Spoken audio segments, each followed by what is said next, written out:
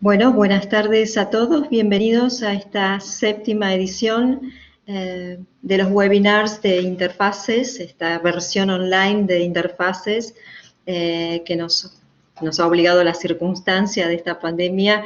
La buena noticia que tenemos es que hoy podemos confirmarles ya la fecha de la octava edición de Interfaces, que definitivamente migró su modalidad presencial a virtual y va a ser la semana del 28 de septiembre al 2 de octubre, así que allí los esperamos a todos, ya sea para participar como expositores en los grupos de taller de manera virtual o como asistentes para escuchar qué sucede en cada una de las comisiones. Recuerden que Interfaces es un espacio, un contexto en los que docentes, directivos de instituciones educativas comparten experiencias áulicas significativas respecto de distintos casos, secuencias didácticas, estrategias que quieran presentar, compartir para validar y para seguir profundizando en ellas. Muchos de los proyectos presentados inicialmente en Interfaces, nosotros ya es nuestra octava edición, han ganado luego premios nacionales e internacionales. Así que los invito a todos a participar en Interfaces, en la octava edición de Interfaces, que va a ser entre el 28 de septiembre y el 2 de octubre. Bueno, ahora sí, hoy tenemos un lujo de panel. Nos acompañan hoy Marisa Conde. Marisa es magíster en videojuegos y educación de la Universidad de Valencia, es especialista en tecnología educativa de la UBA, especialista en EVA, entornos virtuales de aprendizaje, por la Organización Iberoamericana de Educación, y profesora en técnicas informáticas aplicadas a la computación en el Instituto Superior del Profesorado Joaquín B. González. Desarrolló el proyecto Geniateca, de lo que me encantaría que nos hablaras hoy, Marisa, así que luego cuando te demos la palabra, me gustaría que profundices sobre Geniateca y particularmente qué pasó con Geniateca a partir de esta migración de las clases presenciales a las virtuales, siendo que Geniateca era un taller, sí, de robótica.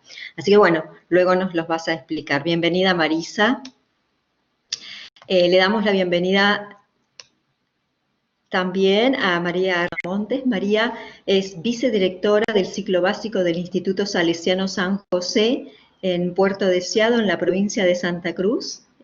María es profesora de inglés, no está ejerciendo en este momento la docencia porque está ejerciendo un cargo directivo que es el de vicedirectora en esa institución, así que lo mismo, María, bienvenida, y nos va a encantar escuchar cómo ha transcurrido todo este proceso en una institución, una ciudad de la Patagonia como es Puerto Deseado, tan lejos de Buenos Aires, de la ciudad autónoma de Buenos Aires, etcétera.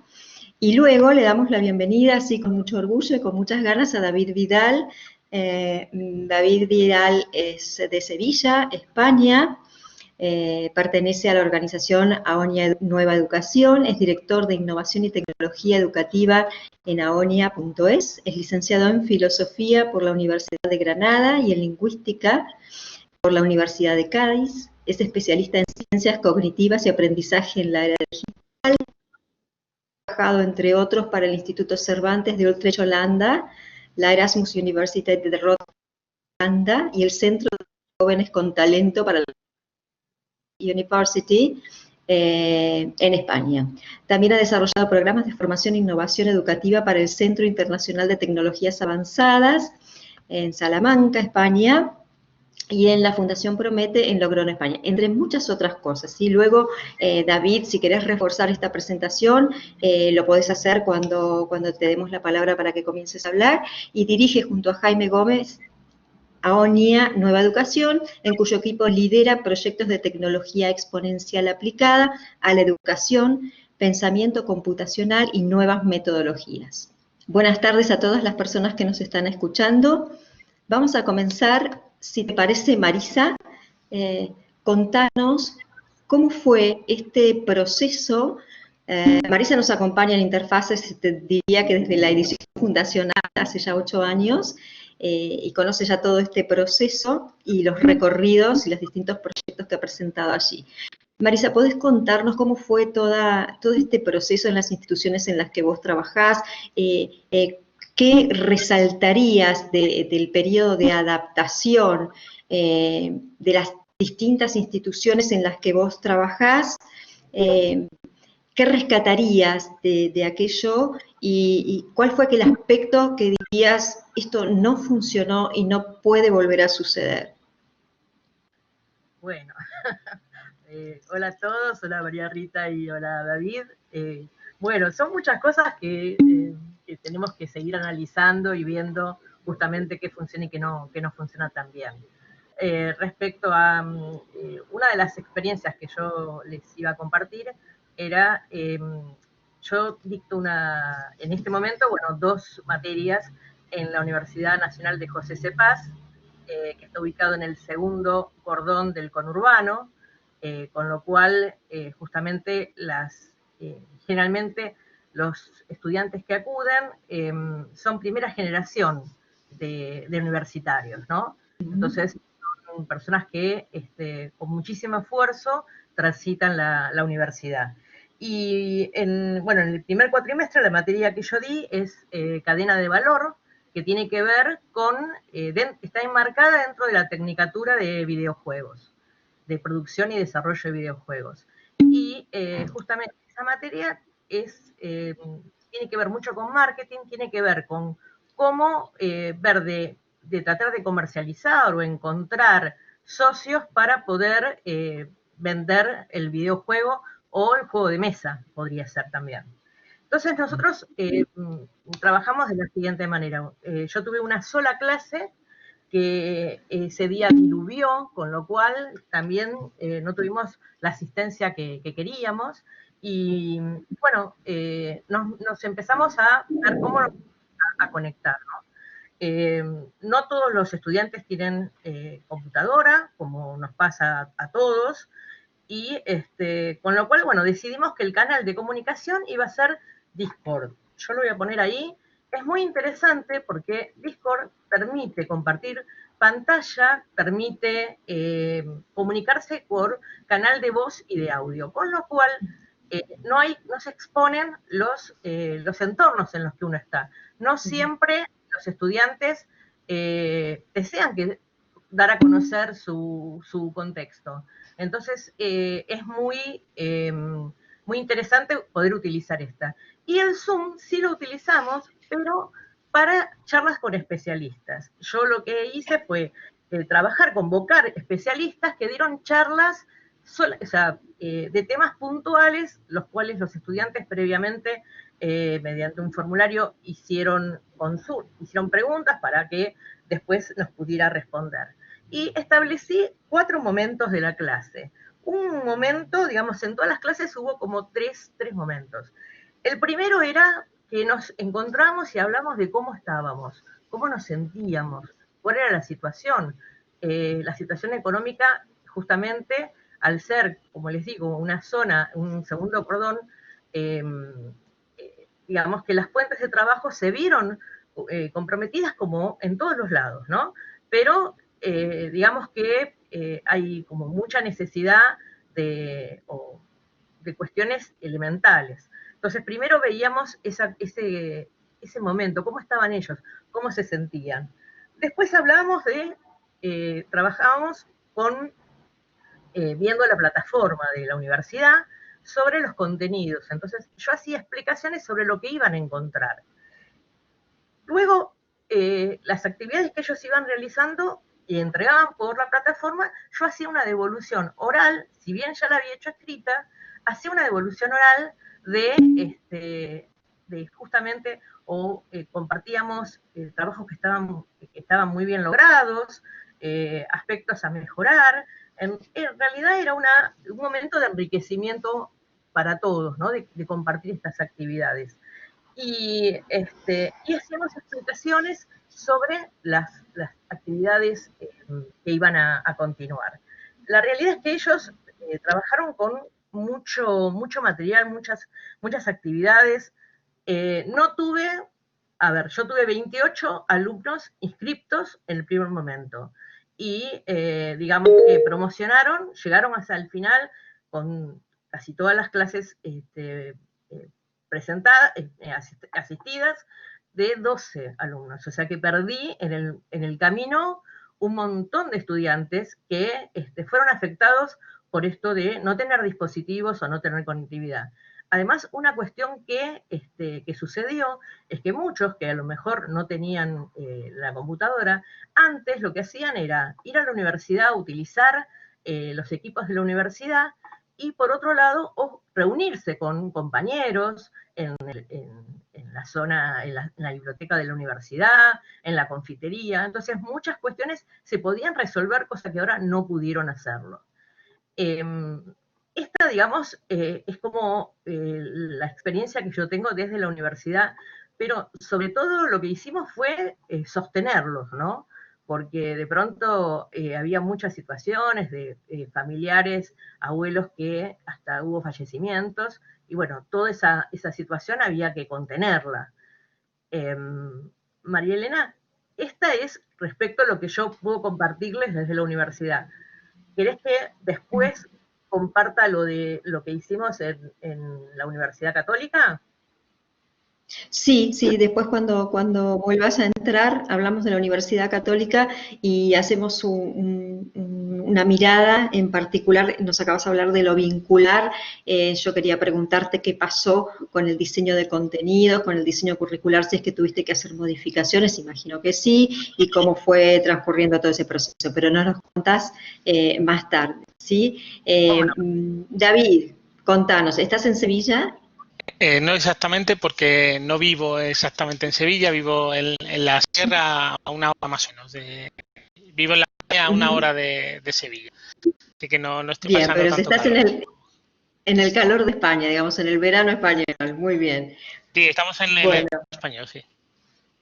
perfecto. Bueno, contanos, David, contanos bien, ¿a qué te dedicas y cuál es tu mirada respecto de toda esta situación que nos tocó vivir globalmente respecto de la migración así en tiempo récord de las clases presenciales a las virtuales? Que imagino que en el escenario español, europeo, en ese contexto debe haber sido distinto, con más infraestructura, mejores dispositivos, mejores conectividades, pero hay cuestiones vinculares que también se repiten, ¿no? A ver. Sí, desde luego. Bueno, en primer lugar, agradeceros la invitación a participar en el evento para poder compartir el panel con mis compañeras y poder compartir la experiencia no solo de aquí en España, sino también de muchísimos centros y otras instituciones con las que trabajamos y de las que hemos precisamente podido enriquecernos para hacer propuestas y ir trabajando en la línea de favorecer o promover soluciones para el escenario actual, que precisamente y es una de las cosas que me gustaría destacar. Nosotros estamos ahora, como veis, acabando el verano.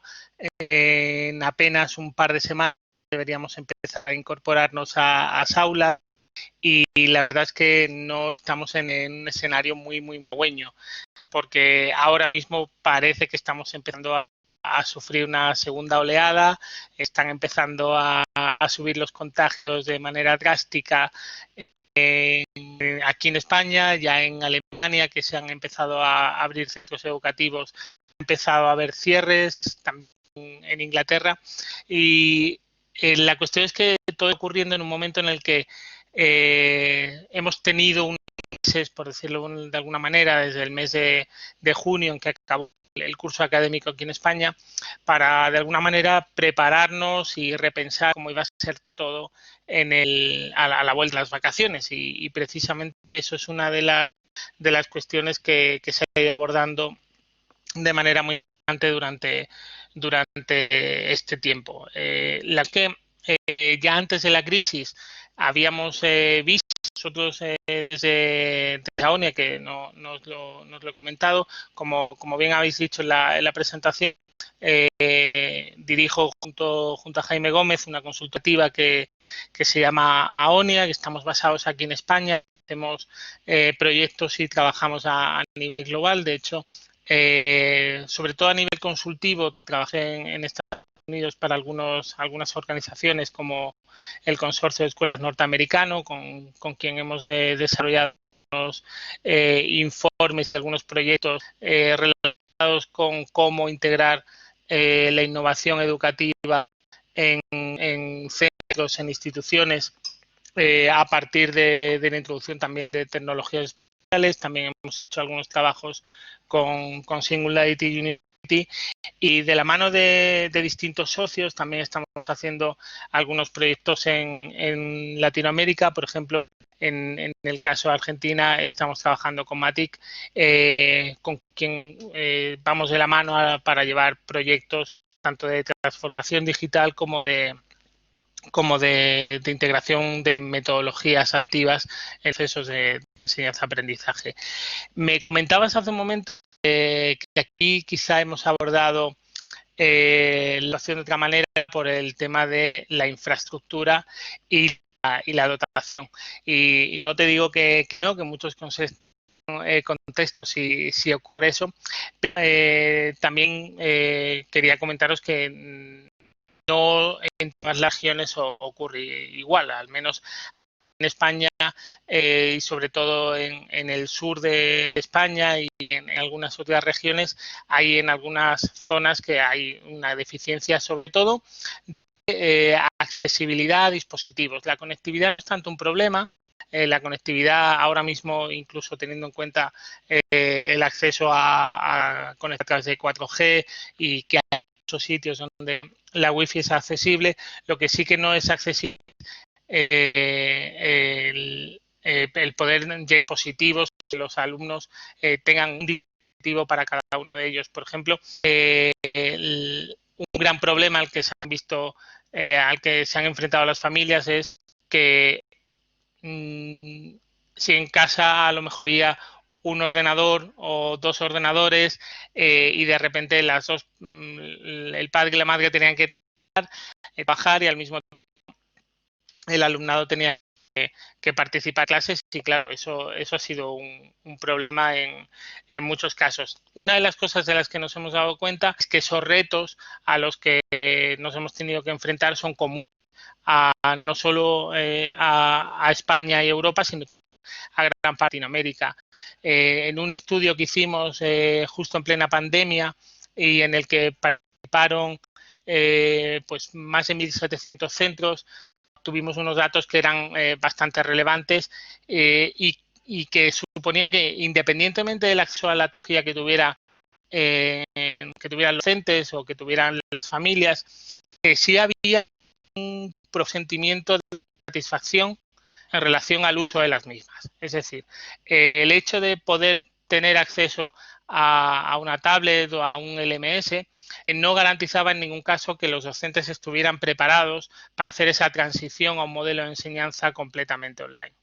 Y eso ha sido un problema, independientemente de la dotación tecnológica que tuviéramos. Lo mismo ya con el alumnado, que como os he comentado hace un momento, no todos tenían acceso a un dispositivo, aunque tuvieran acceso a la conectividad, porque precisamente en el hogar hacía falta que las personas accedieran a la conexión. De otro lado, ocurría también que los centros no estaban preparados para organizar la logística o no había una preparación para la coordinación de los equipos de trabajo o no había una política definida para acompañar a las familias en ese ejercicio que sobre todo con los niños más era necesario para acompañarles a entrar en el entorno virtual, descargarse contenidos si hiciera falta o realizar las tareas o recibir un feedback significativo. Esto ha sido uno de los inconvenientes. Sí que ha habido algunos aprendizajes positivos y yo creo que en esa línea se ha venido trabajando durante el verano aquí en gran parte de Europa. Por ejemplo, se ha reforzado mucho, nosotros hemos tenido muchísimo trabajo en términos de consultoría para ayudar a solventar estos problemas, planificar qué es lo que vamos a hacer y también de formación, de ayudar a los docentes a planificar cómo van a ser sus clases, cómo van a ser los diseños instruccionales que van incorporando a esa nueva realidad del escenario que, como os decía, se ha ido trabajando en la posibilidad de que la incorporación a las clases sea mixta, en el sentido de que no todos nos vayan al centro al mismo tiempo, sino que vayan una parte del alumnado, que los pequeños sean los que pasen más tiempo en el centro, pero los mayores pues solo vayan algunas horas o en días alternos. Eso es un problema aquí en España por el tema de que no hay suficiente profesorado, las ratios de alumnos por aula son muy altos, entonces no se puede garantizar la distancialidad.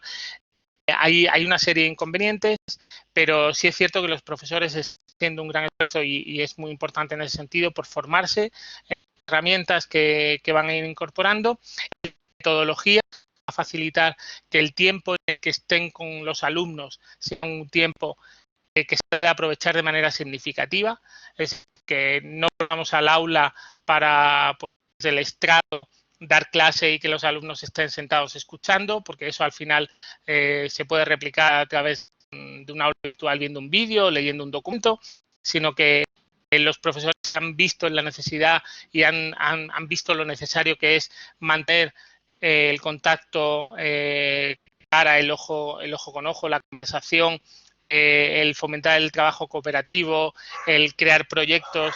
Eso se han dado cuenta de la importancia y se han dado cuenta de que el único momento que lo pueden hacer realmente con conciencia es o estando en clase o usando medios de comunicación como el que estamos ahora, videoconferencias, pero claro, son muy acotadas, no se pueden hacer muy largas. Entonces, de lo que nos hemos dado cuenta es eso, de que el momento en el que podemos mirarnos a los ojos y estar juntos es un momento en el que tenemos que usarlo para hacer actividades, para realizar diseños que sean realmente significativos y que no sean el alumno sentado escuchándonos. Bien, perfecto, David. Luego volvemos contigo para que nos sigas contando. Ahora quisiera compartir la charla con María Rita Montes. María Rita, nos vamos desde el sur de España a el sur de la Argentina, en la Patagonia, Puerto Deseado. Contanos, María Rita, desde tu experiencia de vicedirectora de una institución, ¿cómo fue tu proceso? ¿Cómo lo viviste? ¿Cómo fue? Si hubo algún periodo de capacitación para tu equipo, si la institución contaba con plataforma educativa online o cómo se arreglaron, ¿sí? Vendría a ser la frase. ¿Cómo lo manejaron? ¿Cómo capearon el temporal? Le cuento a David, yo soy vicerrectora del ciclo básico, o sea, de primero y segundo año del Colegio San José en Puerto Deseado. Puerto Deseado es un pueblo que queda al norte de la provincia de Santa Cruz, en el sur de la Argentina, ¿no? Aislado de otros centros urbanos. Nosotros, por suerte, en el colegio habíamos gestionado en el año 2018 el paquete Google, teníamos una G Suite, pero la verdad es que habíamos empezado a hacer cierto uso. Lo usábamos básicamente para compartir, para tareas administrativas, teníamos planillas con las notas de nuestros alumnos, con la asistencia, compartíamos todos esos datos con los preceptores, el equipo de orientación y el equipo directivo, y bueno, podíamos hacer un mejor seguimiento de los chicos al tener esa información actualizada y bueno, y al ponernos de acuerdo nosotros en ese seguimiento. Es cierto que muchas cosas nosotros lo que queríamos era que el profesor las viviera y las aprendiera primero, por ejemplo, el uso de las herramientas, antes de poder volcarla a los chicos. Entonces, por ejemplo, la escritura colaborativa es algo que hasta que uno no lo experimenta, no se da cuenta que al escribir con otros, uno escribe mucho mejor, que somos más inteligentes juntos y que el aporte de lo que escribe el otro estructura mi pensamiento y bueno, es una experiencia que hasta que uno no la vive en carne propia, no la valora. Entonces empezamos a hacer con los docentes todo este tipo de ejercicios, desde armar una lista de materiales a principio de año, desde esa pavada, en donde todos los docentes tenían que participar, hasta escribir a lo mejor informes sobre alumnos en forma colaborativa, argumentaciones para pedir algún cargo en gestión privada, y bueno, éramos 3 los que estábamos pensando en argumentos. Entonces, en realidad, era como que de a poco íbamos utilizando esta herramienta. Había profesores más formados en escenarios virtuales, ellos hicieron algunas experiencias, algún otro profesor solo utilizaba el su Classroom como un repositorio digital. Lo cierto es que, bueno, empezó la pandemia y fue armar todas las aulas con la velocidad del rayo. Por eso mi artículo se llamaba Las fases de contingencia en esta educación virtual, porque la verdad es que nosotros fuimos pasando por distintas fases tal como la pandemia. ¿Y por qué lo comparo? Porque era una fase que no sabíamos cuánto iba a durar, porque no sabíamos después qué nos esperaba, porque queríamos poner algo de certidumbre y no la teníamos, porque tratábamos, por ejemplo, nuestra primera fase fue siempre pensando que era un kit de emergencia y que volvíamos. Entonces, todo lo que hicimos y todo lo que planificamos fue con eso en mente. Fue, bueno, chicos, será un mes. Entonces, los profesores empezaron a hacer lo mínimo, enganchar con las actividades del diagnóstico, colgar algún PDF, hacer algunas preguntas, que los chicos se familiarizaran con el entorno. Bueno, esa fue una primera fase. Y ahí nos dimos cuenta que no había una vuelta certera a clase, y entonces, bueno, así es como que comenzábamos con otra fase, y en esa otra fase tratábamos de profundizar un poco más. Fue bastante a los tumbos, ¿no? O sea, no llegaba el momento en que uno decía, bueno, esto que hice fue significativo, digamos, logré aprendizaje con esta actividad. La verdad es que al principio no. Fue como a los tumbos, y yo creo que con el correr del tiempo pasamos por esas fases, los docentes, los alumnos, todos también pasamos como si fuera por las fases del duelo, ¿no? Entonces primero el shock, después la negación, después el enojo, y yo creo que ahora ya llegamos como a esta última ansiada fase como de aceptación, de que es así, de que vamos a seguir trabajando así. Probablemente también tengamos que pensar en el año que viene y en el otro, y entonces en esa fase de aceptación yo confío en que nos podemos sentar a reflexionar, podemos ver qué cosas sirvieron, qué cosas no, pudimos evaluar esta primera parte, bueno, hicimos mucho lectoescritura, casi nada de oralidad. Nosotros vivimos en un lugar en donde la mitad de los chicos no tienen conectividad, se manejan con datos, y entonces, bueno, si bien nuestras plataformas dominio edu.ar son gratuitas, le cuento a David, una vez que uno sale de ahí y va, por ejemplo, a un Meet o Zoom o lo que fuere, los datos se consumen con la velocidad del rayo. Por lo tanto, nosotros no podemos poner actividades sincrónicas, digamos, de manera obligatoria. Y bueno, eso limita mucho nuestras posibilidades. Bueno, eso es un poquito, ahí te di un panorama de la realidad de nuestro colegio, María Elena. Perfecto, Rita, muy claro y muy ilustrativo, ¿no? Esto del kit de emergencia, de que pensábamos que íbamos a utilizar un par de semanas, un mes, todos imaginamos que en mayo estábamos de vuelta en las aulas, bueno, y aquí estamos todavía, y sin saber cuándo ni cómo volveremos. Luego sí te voy a preguntar sobre lo sincrónico, esto que acabas de plantear, que no pudo ser obligatorio por una cuestión de consumo de datos, etcétera, sí, porque es algo que poca gente conoce. Muy bien. Bien, Marisa, contanos un poco tu experiencia en la UCA, en la Universidad Católica, y contanos también del proyecto Geniateca. Geniateca surge como una necesidad de profesoras informáticas, ¿no? Mujeres que se dan cuenta que el aula les queda chico a los estudiantes. Entonces comienza como una asociación de docentes que ofrecemos, damos talleres, participamos y organizamos eventos en los que vinculamos tanto a las familias o los estudiantes o los docentes con buenas prácticas para aprender desde robótica, diseño 3D, lo que tiene que ver con entornos ludificados. Entonces, ese es el porqué del nacimiento de Geniateca. El año pasado nosotros comenzamos con una serie de talleres en la Universidad Católica, que convocadas por Paola de Lepiane y Valeria Belladova, que son quienes, Valeria Belladova es la que tiene a cargo lo que es extensión universitaria, pero esos encuentros eran presenciales. Nosotros trabajamos mucho con actividades desconectadas, con trabajar el pensamiento computacional, pero no, digamos, con un kit en particular, ¿sí? Bueno, esa experiencia, la verdad que fue por lo menos muy valorada por los asistentes, pero era presencial. Este año, como todos empezamos el año proyectando y programando actividades que iban a ser presenciales, y que la situación nos hizo de un día para el otro volvernos a reinventar, ¿no? Ver cómo lo convertíamos. Entonces, este taller que fue presencial se convirtió en un taller virtual.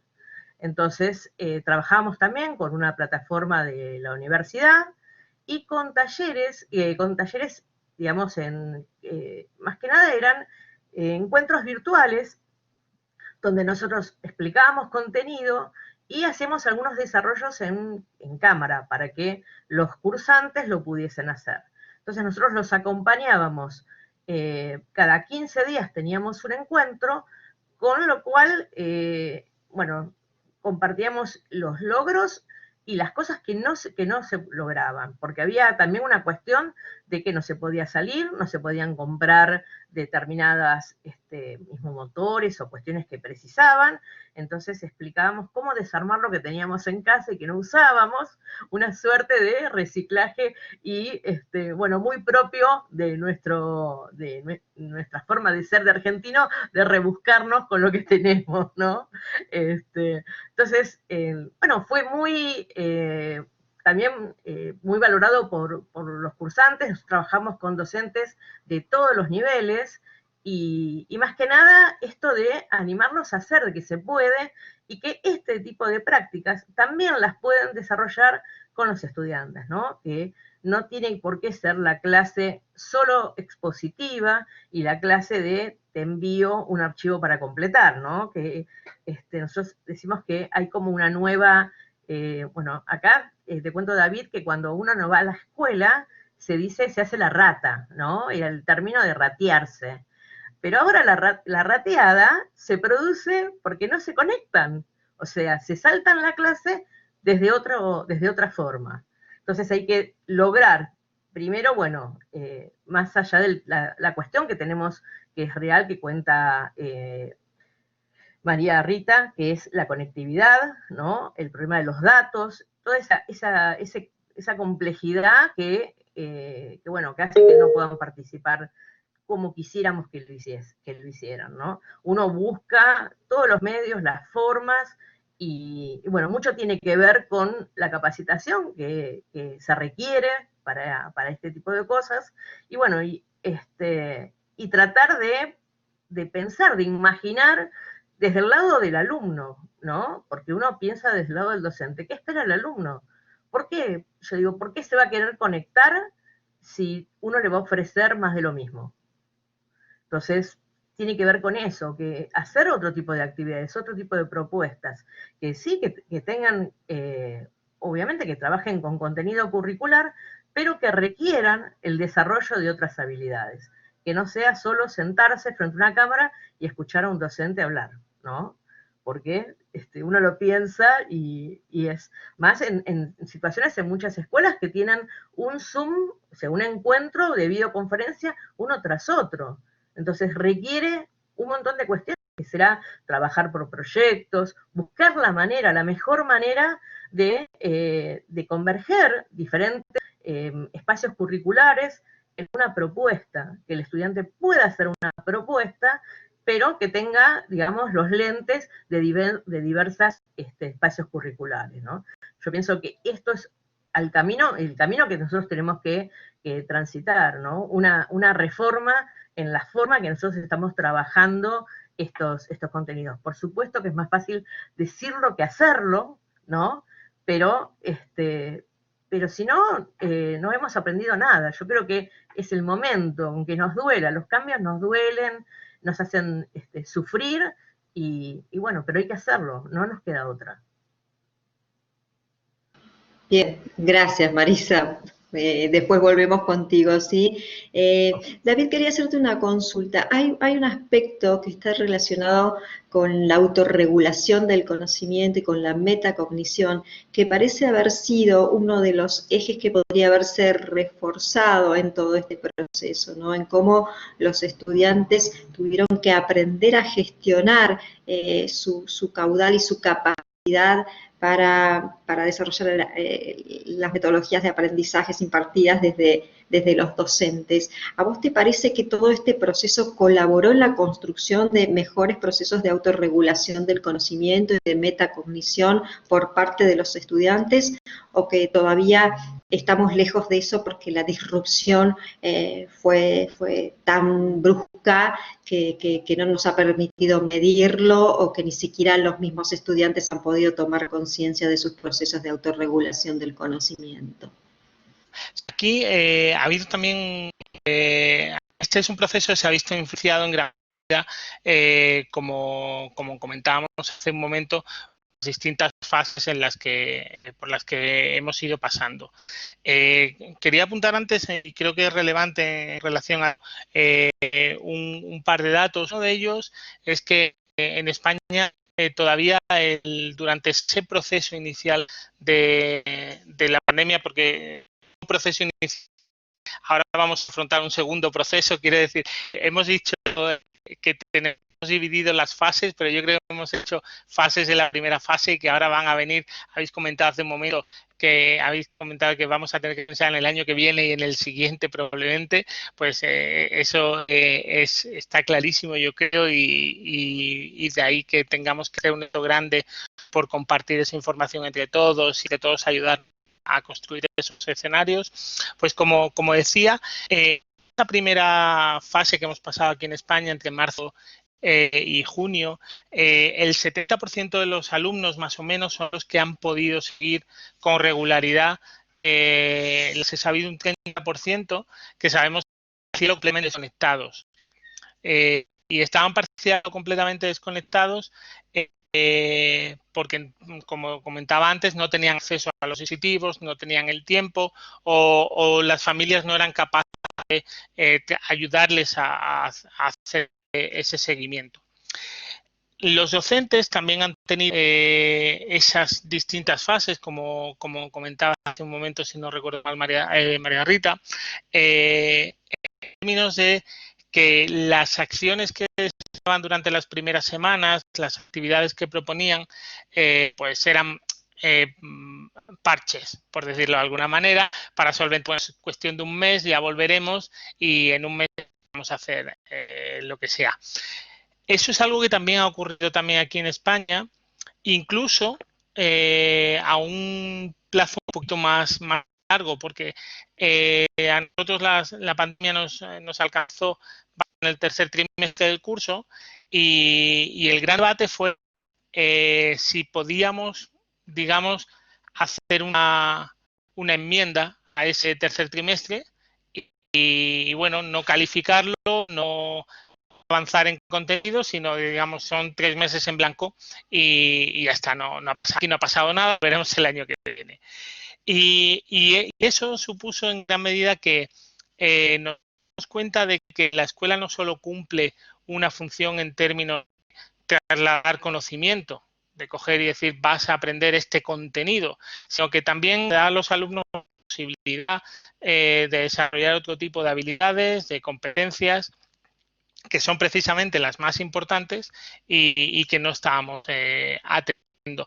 Vimos que había deficiencia importante en términos emocionales, de ayudar a los alumnos a gestionar pues el estrés que suponía el estar aislados, en no compartir tiempo con compañeros, en no poder jugar en la calle. Ese tipo de cosas fueron muy importantes, y poco a poco vamos a cobrar conciencia de eso y de la necesidad de que los alumnos se fueran organizando poco a poco. Algunos centros, y no fueron la mayoría, pero sí muchos de los centros de España, y también en Latinoamérica, es una información que recogimos en su momento cuando hicimos el estudio, nos comentaron, y con ellos estuvimos trabajando durante un tiempo que era muy eficaz el desarrollar guías para ayudar al autorregularse, a ver pues cómo podemos combinar ese trabajo que tengo que hacer de manera con el trabajo que puedo hacer de manera no síncrona con mis compañeros a través del aula virtual y el trabajo, si cabe la opción, síncrono a través de videoconferencias. Eso nos ha, insisto, como decía antes, ayudado a poner en su lugar las distintas actividades que proponemos a los alumnos para ver cuáles son más valiosas y en qué términos y por separado.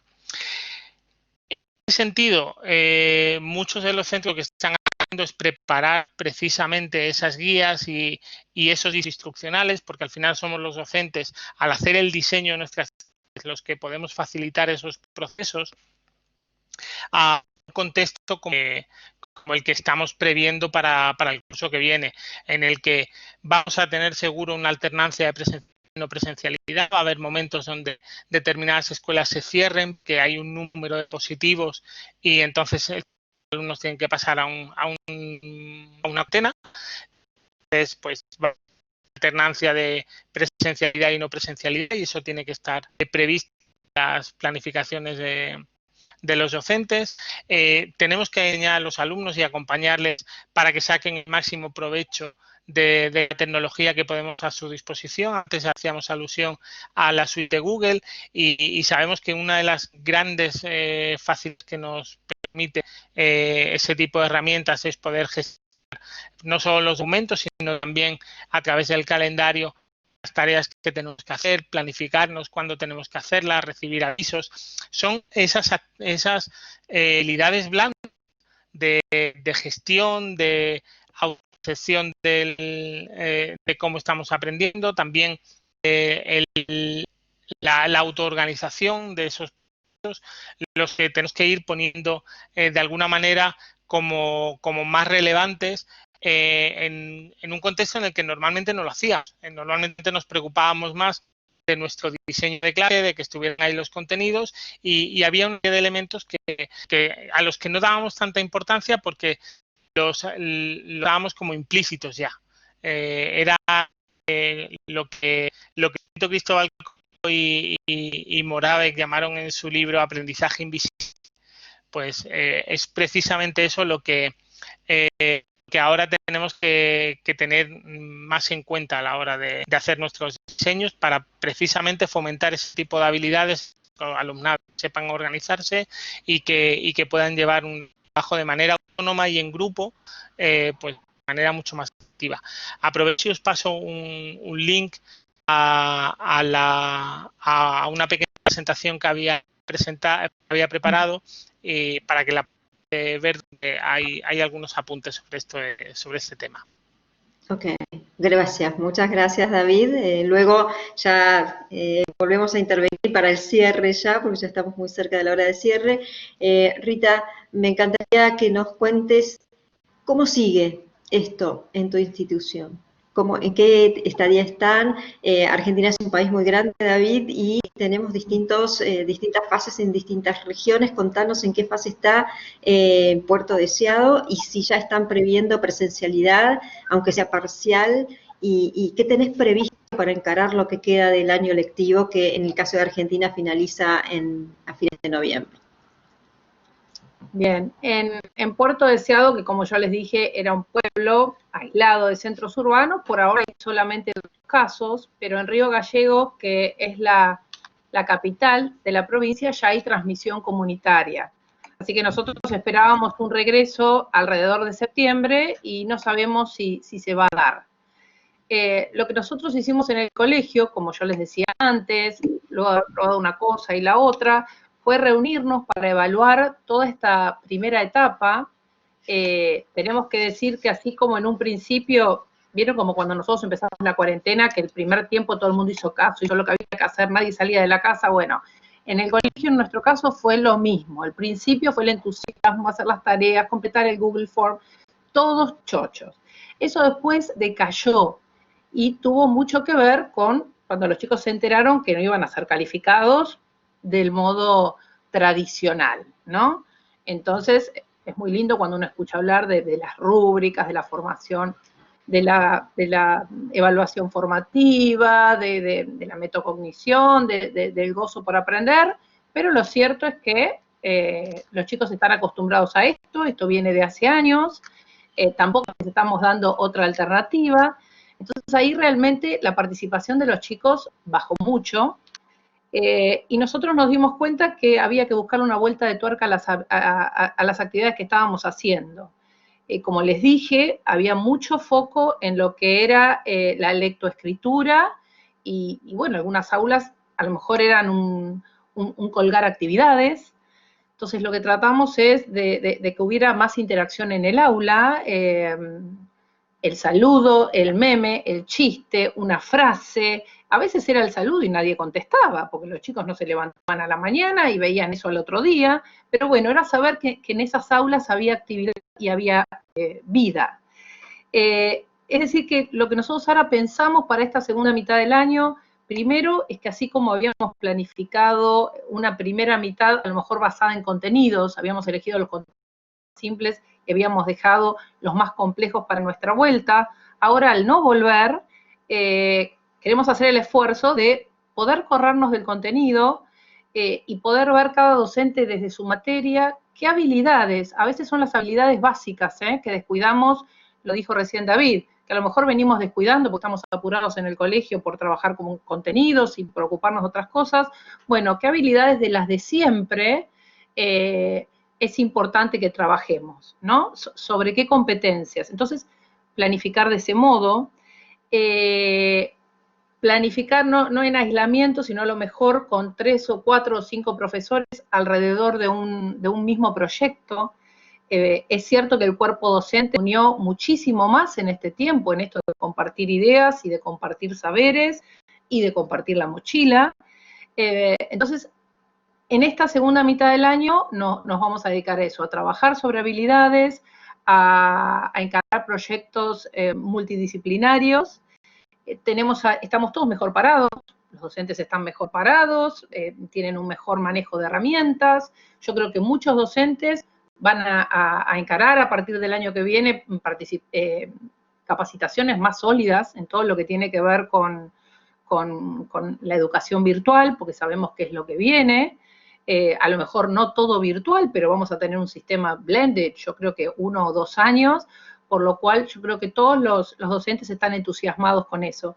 Y también tenemos chicos, están castigados por un lado, pero por otro lado son chicos más autónomos, ¿no?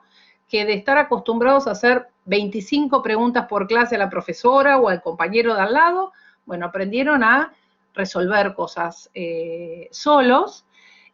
Son chicos más autónomos, yo creo que son chicos más curiosos, y eso creo que tiene que ver con todos los recursos a los que se enfrentan ahora todos los días. Entonces, los profesores a lo mejor dejaron un poco estas tareas escritas, empezaron a usar más lo que es multimedia, lo que es juegos interactivos, y bueno, yo creo que el chico entra, juega, trata de poner las partes en esas células, tanto corre un reloj y ellos tienen que sacar una foto y mandar la foto a la profesora de ver cuánto tardaron en hacer eso. Y yo creo que la gran mayoría termina esa actividad y se va, pero creo que hay muchos otros que se quedan en ese sitio y que si estuvieron con la eucariota van a ver qué tal es la procariota. Y bueno, todo este aprendizaje incidental que a veces obedece al encierro, esas son todas cosas que nos llevamos y que están buenas de cara al año que viene, ¿no? Nos faltaría David Vidal en nuestro colegio que nos diga cómo encarar un poquito lo que viene, pero bueno, estamos tratando. Contanos, Marisa, una reflexión de cierre para este momento, para este encuentro que hemos tenido. Bueno, la experiencia que uno va recogiendo es también lo mencionó María Rita, lo mencionó David, que es trabajar más en equipo, trabajar, ¿no? Fortalecer las habilidades y armar propuestas que impliquen otras, es decir, que estén involucrados, ¿no? Yo creo que si hay emoción se aprende. y uno lo que tiene que lograr es que justamente esto de ganas de comunicarse con el docente, querer trabajar. Por supuesto que, aunque trabaje en la universidad, uno trabaja con adolescentes y, bueno, hay que, si es toda una tarea de resignificar o que comprendan que no es un periodo de vacaciones, ¿no? Que los docentes están haciendo el mejor de los esfuerzos, las familias muchas veces acompañando también, más en situaciones de estudiantes más pequeños, que tienen que, no es me conecto a un Zoom, sino que tiene que estar la familia presente. Entonces, yo creo que esto mencioné en un momento, de diseñar, en realidad, no sé cómo vamos a, o sea, si vamos a trabajar por nivel a futuro, si vamos a trabajar con propuestas, como decía, multifocales, pero la realidad es que tenemos un gran trabajo de rediseño curricular y, de pensar, justamente es el momento de patear el tablero, como uno dice, y realmente hacer otra escuela, una escuela en un modo dual, como lo que está apareciendo como el escenario en el que vamos a trabajar, y pensar y ser creativos, animarse a salir del lugar más cómodo, de cómo veníamos trabajando, y tomarse ese tiempo de reflexión y de acción, ¿no? Porque no nos podemos quedar solo en la reflexión. Hay que trabajar y hay que repensar estas propuestas para lo que se viene. Bien, muy bien, Marisa. Muchas gracias.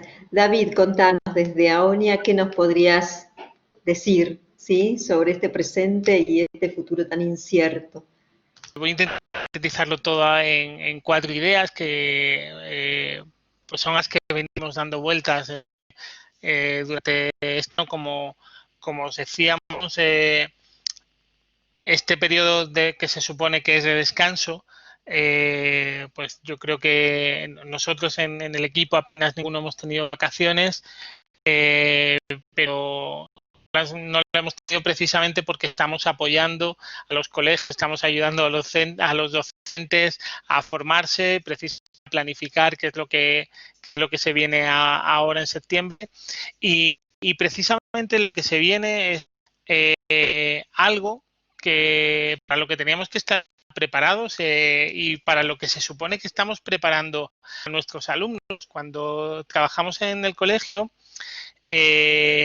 o en el instituto o en la universidad. Siempre hablamos, sobre todo desde hace unos años, de que estamos en un mundo que está cambiando mucho, que hay presiones que son las que van a ocupar nuestros alumnos, que no saben cuáles van a ser, y que por eso tenemos que centrarnos mucho en ayudarles a desarrollar competencias, y precisamente eso es lo que nosotros estamos intentando hacer con los centros educativos y con los docentes a los que acompañamos, y es ayudarles a desarrollar las habilidades y las competencias suficientes para poder enfrentar cualquier tipo de escenario que pueda venirse.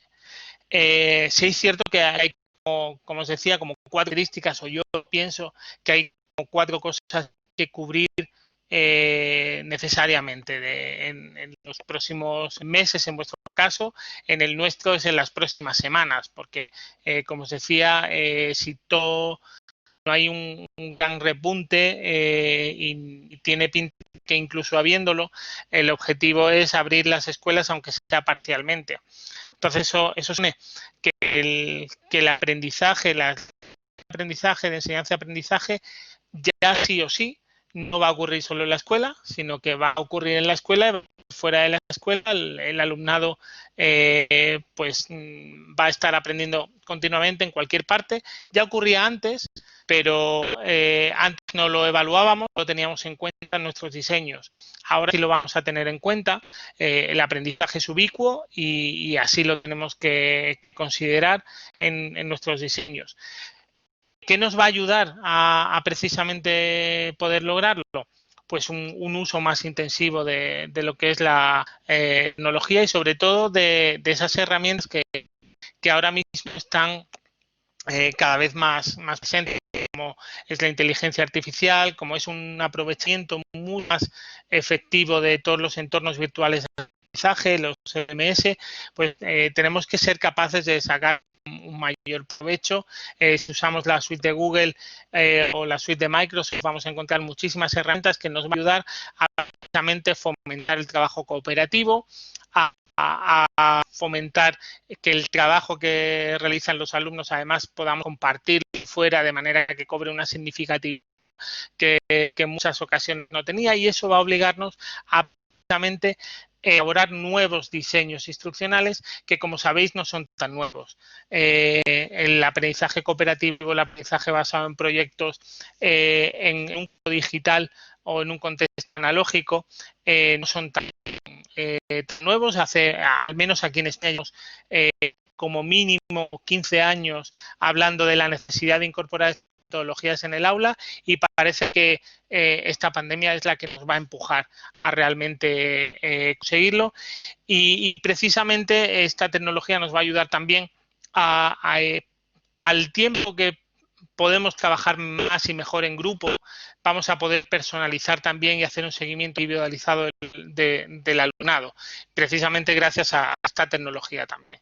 Entonces, yo creo que el gran reto consiste en, como también comentábamos hace un momento, comentaba Marisa, el replanteamiento de nuestro trabajo como docentes. Bajo nuestro punto de vista, al final, esto es un camino que no va a dar vuelta atrás. Yo creo que a partir de aquí los contextos de aprendizaje mixto utilizando tecnología han llegado para quedar, que precisamente tenemos que aprovechar la oportunidad para incorporar estos enfoques de manera ya sólida en nuestra práctica habitual. Bien, muchísimas gracias, David. Muchas gracias a los tres.